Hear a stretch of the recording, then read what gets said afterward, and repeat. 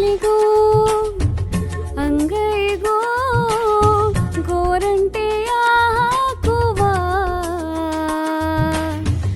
ಯಾಮಾರಿಸಿ ಕೈ ಸೋಕಿಸಿ ಕಳ್ಳಾಟವಾಡುವ